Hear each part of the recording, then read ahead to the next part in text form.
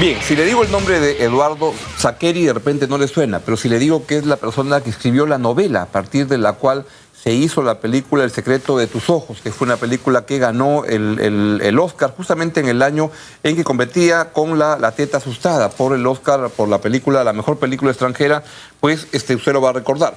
Eduardo Zaqueri es el novelista, el autor de esa historia y además fue el guionista para hacer el guión de esa película. Es una persona estupenda que además es un maestro de escuela primaria, que es la actividad que él todavía retiene ahora que ya está totalmente metido en la literatura.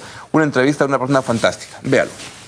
Eduardo, gracias por venir. Muy buenas noches. Buenas noches, gracias por invitarme. Creo que si te introduzco al público peruano van a ubicarte más rápidamente si es que digo que eres hincha de Independiente y autor de la novela que da lugar al guión de El secreto de sus ojos, que fue Exacto. una novela, una película que gana el Oscar y que aquí en Lima, en el Perú, nos encantó. Realmente es una película fantástica. Bueno, gracias.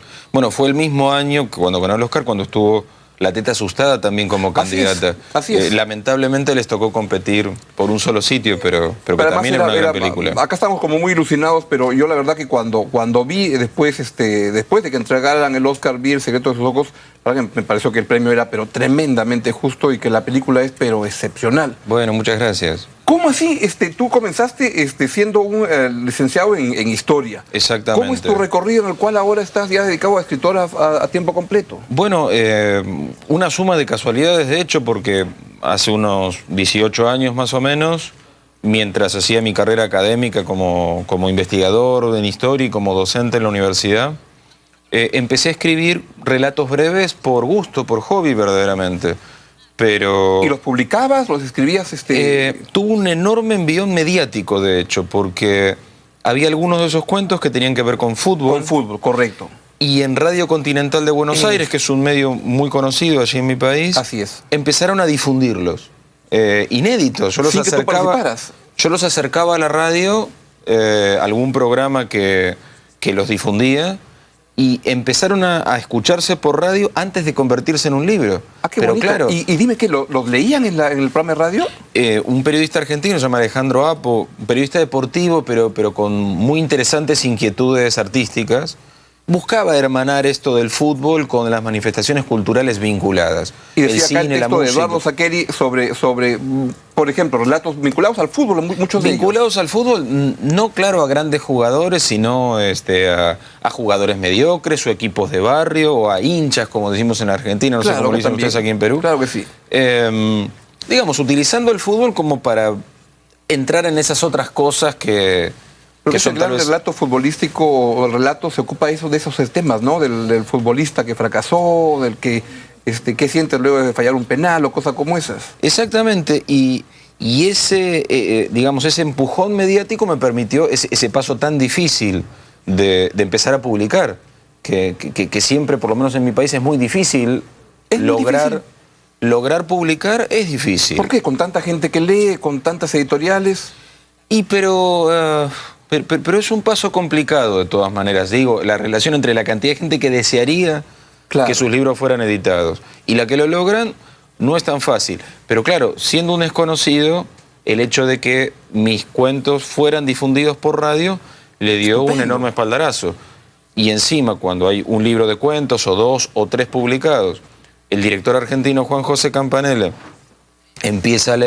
se topa con esos libros, siente que tenemos una región narrativa en común, me propone que alguna vez hagamos una película juntos, que para mí es un enorme privilegio. Claro.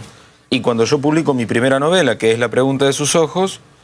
¿Esa es tu primera novela? Esa es mi primera novela. Luego de 3 libros de cuentos es mi primera novela. Y Campanella me dice, esta es la historia que quiero contar. Imagínate mi reacción. Bueno, y ahí viene un segundo envión de buena fortuna, porque... Cuando gana el Oscar la porque... película. En sí, el mundo del cine de por sí es mucho más masivo que el mundo de los libros. En Argentina a la película le va muy bien. Eso ya beneficia a mis libros. Pero un premio como el Oscar es una vidriera internacional... Sin duda. Impresionante, absolutamente impresionante. Tanto para la película que lo gana, como para, en este caso, el libro que le dio origen. De modo que ahí nuevamente mi carrera recibe un nuevo espaldarazo, ahora fuera de mi país, hacia el resto de América... y también hacia la traducción a otros idiomas. Y eso va creando un círculo virtuoso entre que el cine alimenta los libros y absolutamente. Exacto. Entonces luego con Campanella trabajamos en Metegol, una película animada que creo que estuvo aquí en Perú hace unos meses. Entonces se termina convirtiendo en otra pata de mi labor profesional. Digo, entre los libros y las películas, uno puede decir, bueno, estoy casi abocado a esto. ¿Y es lo que tú querías hacer o querías ser profesor de historia? No, yo no quería hacer esto. pero es muy divertido. Pero estaba totalmente fuera de mis expectativas. La verdad es esa, esto de estar aquí contigo charlando. Justamente con imágenes de Metegol.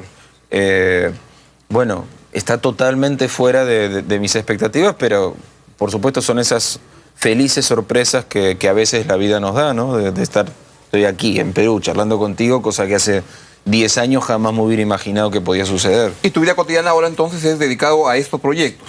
Sobre todo, me he quedado con algunas horas de clase en escuelas secundarias porque también es un muy lindo complemento. Mira, qué interesante. Pensé que estabas en la universidad. ¿Por qué te prefieres, ya teniendo todo este recorrido, estar en vez de una universidad en una escuela secundaria?